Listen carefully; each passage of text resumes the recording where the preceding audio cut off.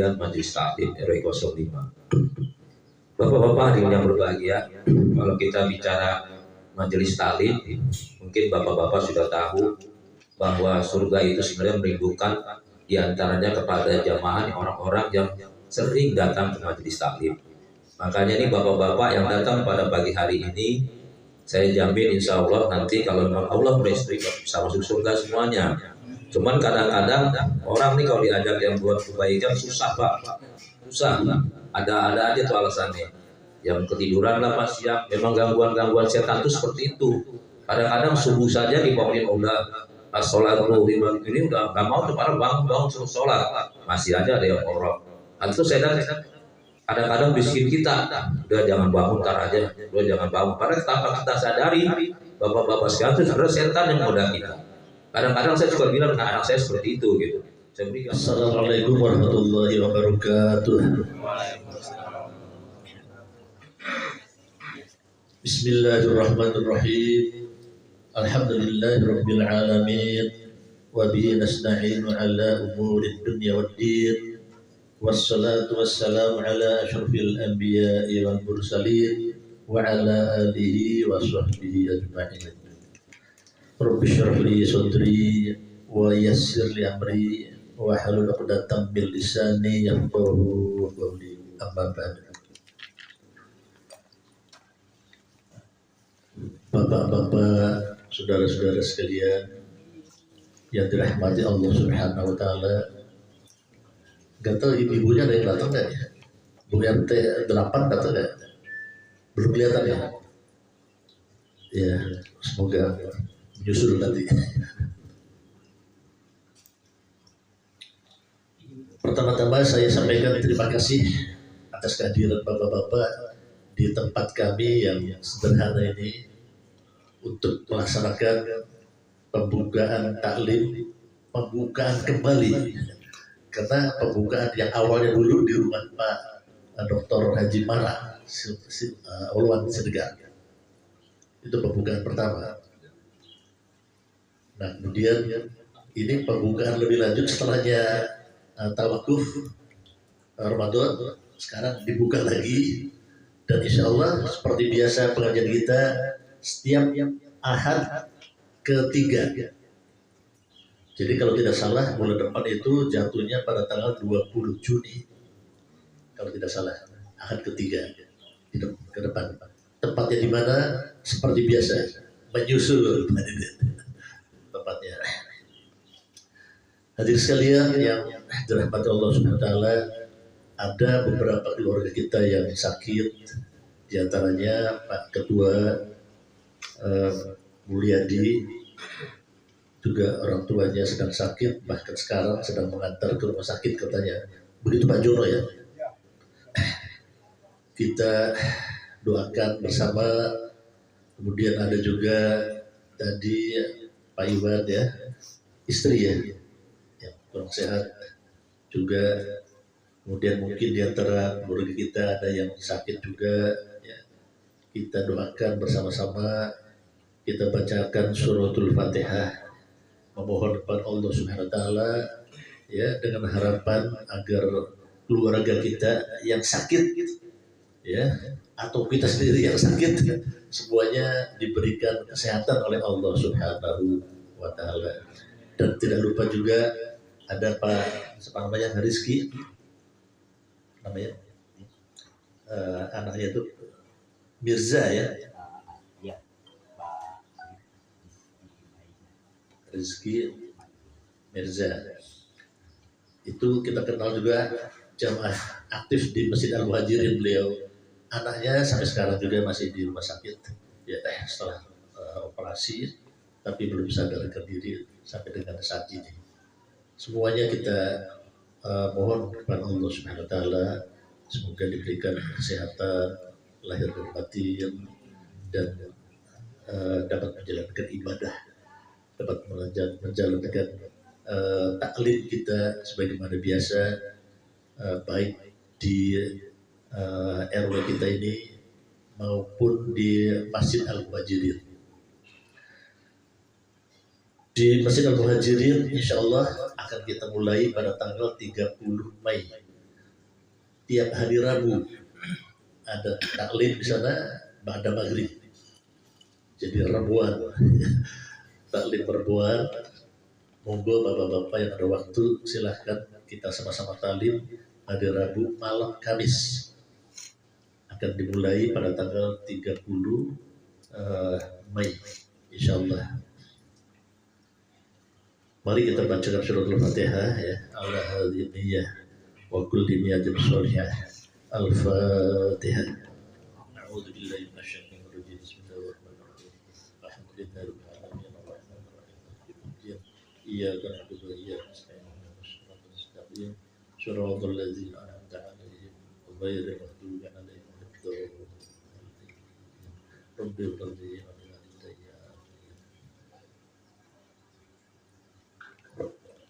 Terima kasih. Semoga semuanya keluarga kita diberi kesehatan lahir batin, kita juga semuanya, dan diberikan kesehatan, termasuk juga diberikan rezeki yang berkah, halalan, thayyiban. Amin ya rabbal alamin. Hadirin sekalian, masih dalam suasana Idul Fitri, izinkan saya memohon maaf kepada bapak-bapak semuanya atas nama saya dan keluarga, dengan ucapan taqabbalallahu minna minkum, taqabbalallahu ya karim, minal aidin wal faizin. Selamat Idul Adha, Idul Fitri 1444 Hijriah, dan kita saling memaafkan di antara kita ya, karena kita ini manusia ya, mahalul khata wa nisyan, ada tempat salah dan lupa. Karena itu kita saling memaafkan, saling mohon maaf ya. Orang yang lebih utama yang mohon maaf ya. Kemudian utama juga bagi yang memaafkan. Kalau yang tidak memaafkan, nah itu termasuk orang yang sombong. Dan hati-hati kalau orang sombong. Ini ada petunjuk Rasulullah, orang sombong ini sulit untuk masuk surga. Masalahnya sedikit aja, nggak mau memaafkan, itu kategori sombong. Sombong itu tidak bisa masuk surga. Ya, harus dicuci dulu, bersihkan dulu. Nah, jadi kita hati-hati sekali, dan kita mari sama-sama kita saling memaafkan dan terbuka hati kita kepada siapapun. Ya, pada siapapun. Mungkin ada yang ya menzalimi kita, menyakiti kita, ya keluarga kita buka hati kita untuk memaafkan, dan kitanya juga memohon maaf juga. Ya. Baik hadirin sekalian, tema kita adalah hari ini ya, karena ini adalah tadi Pak Haji Yudi sudah membuka ya dengan kalimat untuk menjaga persatuan dan kesatuan dalam rangka menghadapi ya tahun politik. Sebentar lagi kita akan pemilu, kemudian kita ada beberapa perbedaan dan sebagainya. Nah, saya ingin menyampaikan satu pesan Allah Subhanahu Wa Taala ya kepada kita umat Islam khususnya, yaitu surat Al-Imran ayat 28. Ini sebagai pegangan kita. Jadi umat Islam itu sebenarnya ada pegangan ya, rambu-rambu ya, dalam menghadapi berbagai persoalan ini, termasuk persoalan politik, persoalan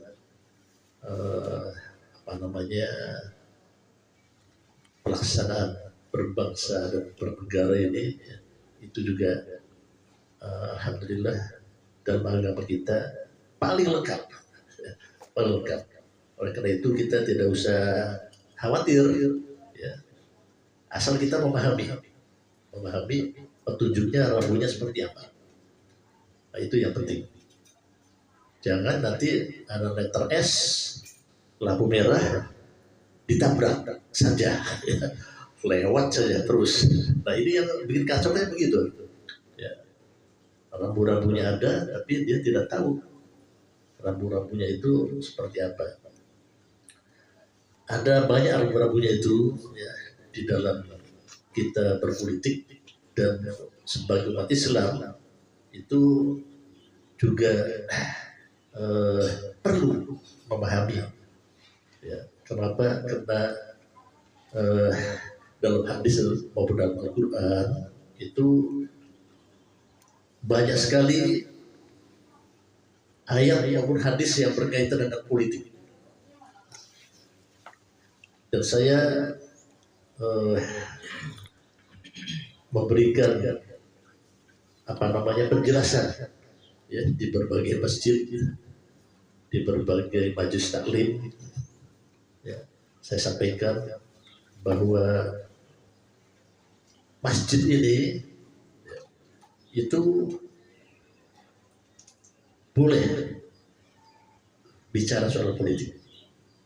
Dan saya kira kita jangan terbelenggu seolah-olah masjid itu harus tempatnya sholat saja, tempatnya ngaji tadarus saja, ya, atau bicara-bicara yang ibadah-ibadah sifatnya ibadah mahdoh saja, ya, yang tidak terkait dengan hal lain, ya.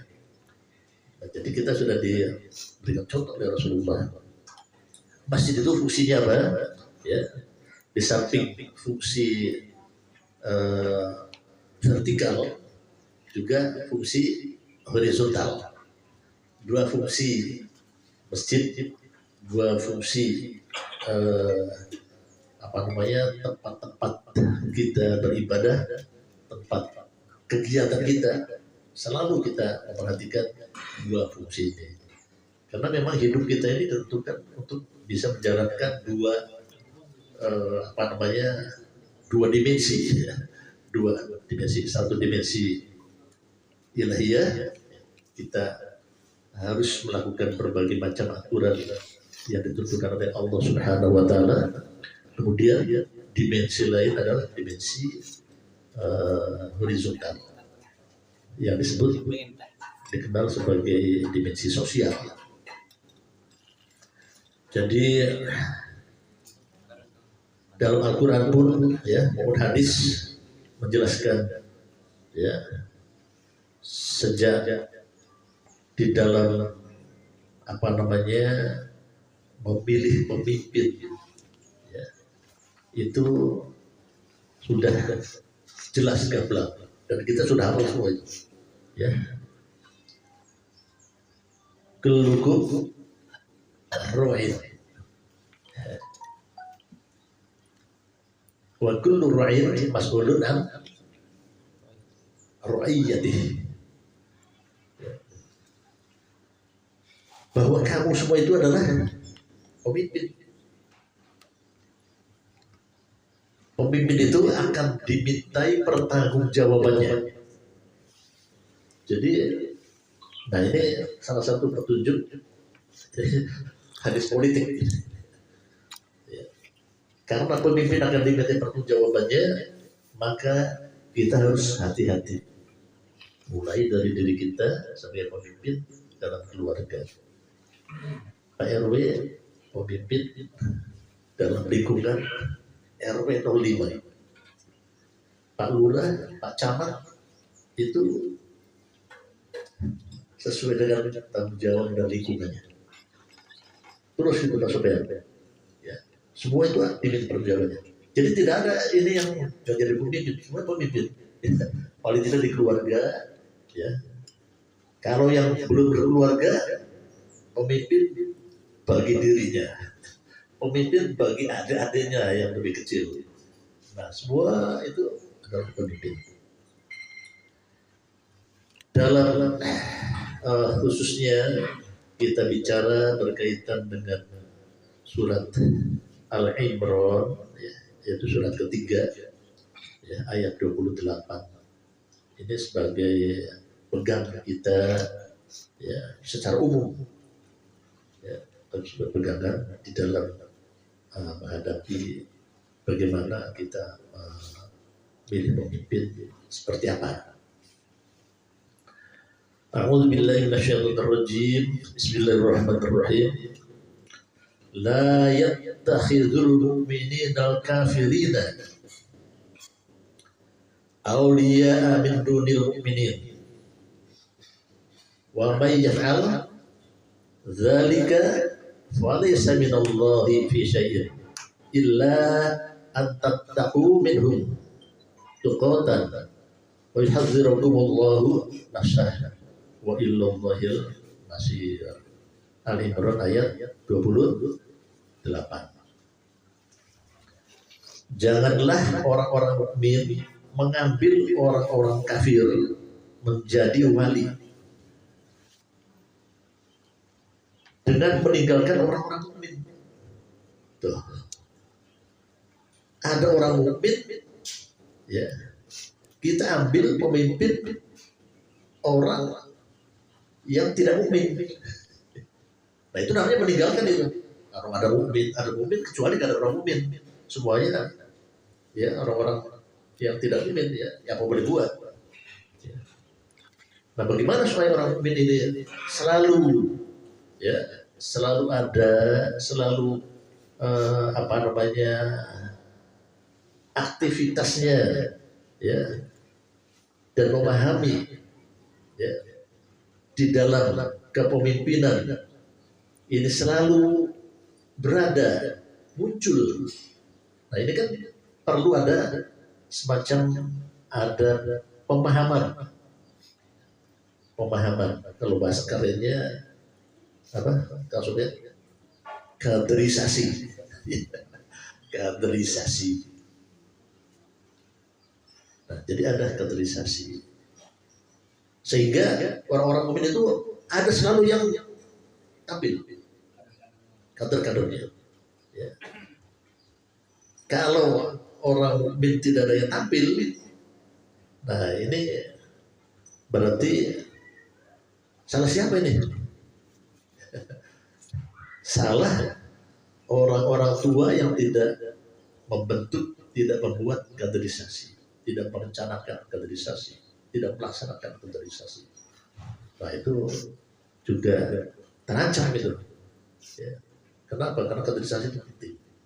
Terus perlu dilakukan oleh orang-orang mukmin, ya, orang-orang yang mengerti agama, ya, untuk terus ada yang tampil. Ya. Dan kita alhamdulillah bersyukur di wilayah kita ini, ya, dengan Pak RW. Nah itu wali itu namanya wali, mewakili.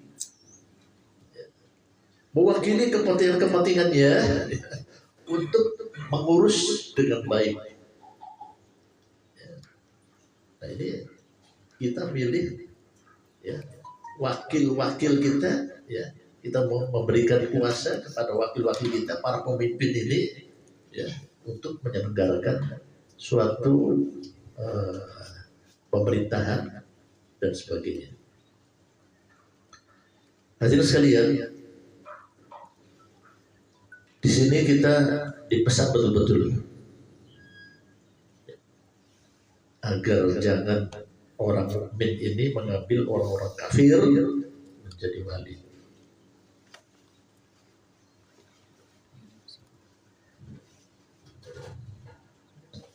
Ada catatan dari Allah, kecuali karena strategi,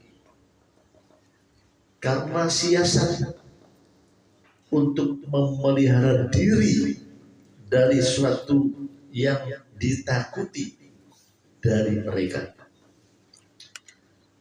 Dan Allah peringatkan kamu terhadap diri atas siksanya, dan hanya kepada Allah akan kembali.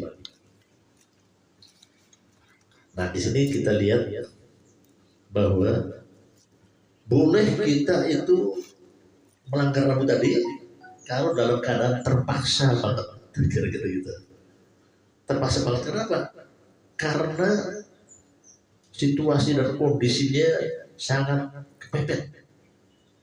Ya, hadirin sekalian yang dirahmati Allah Subhanahu wa taala, dan Allah juga memperingatkan kita ya, supaya kita betul-betul punya prinsip, dan rambu-rambu ini ya kita pegang betul-betul, ya di mana kita memilih wakil-wakil kita, memilih wali, ya memilih pemimpin ini betul-betul kita pilih, ya kalau bisa orangnya kita tahu persis, kalau bisa kenal seperti apa perangainya itu, seperti apa langkah-langkah tindak tanduknya dan sebagainya, ya.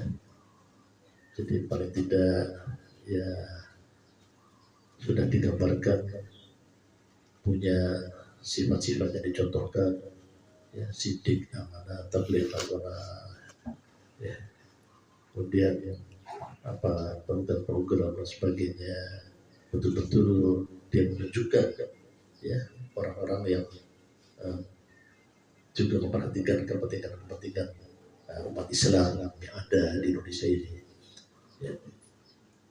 Nah, jadi kita di situ harus betul-betul berhati-hati. Ya, kita tidak boleh bicara soal orang, ya tidak. Tapi rambu-rambu ini harus tahu umat Islam, ya harus paham. Ya, siapa orangnya, ya itu tidak boleh dibicarakan. Ya, tapi silahkan kita pilih, kita cari orang-orang yang betul-betul memperjuangkan kepentingan masyarakat pada umumnya, dan khususnya juga masyarakat Islam, ya kaum muslimin, ya untuk bisa sesuai dengan apa namanya ajaran-ajaran yang ada, ya dan konsekuen di dalam melaksanakan kepemimpinan itu. Hadir sekalian yang rahmati Allah Subhanahu wa taala, itulah garis besar, ya rambu utama yang kita pegang. Ya, kalau kita jabarkan mungkin akan panjang sekali, ya akan apa namanya lama waktunya, ya, tapi saya kira rambu-rambu ini cukup dipahami oleh bapak-bapak dan adik-adik sekalian, ya. Dan sebagai preambul yang saya sampaikan tadi, lebih memahami, lebih jelas ya bagi adik-adik untuk memahami bagaimana kita menghadapi tahun-tahun politik yang ke depan sebentar lagi, ya ini akan langsung kita terjun langsung, ya, berada dalam bilik suara, dan salah pilih, kita akan diminta pertanggungjawaban, ya, akan diminta pertanggungjawaban. Ya. Risikonya berat kalau kita salah pilih, risikonya berat.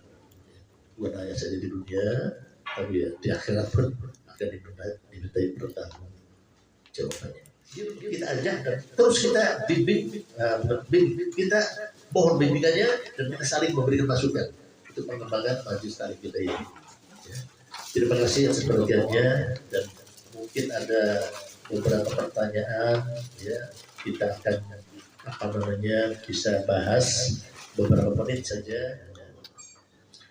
Demikian dari sekalian, mudah-mudahan ada manfaatnya ini kajian pertama pembukaan kita. Insya Allah kita akan lanjutkan pada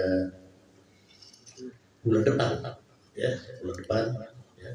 Saya melihat saya bangga karena partisipasi dari bapak-bapak, ya ini semakin tinggi.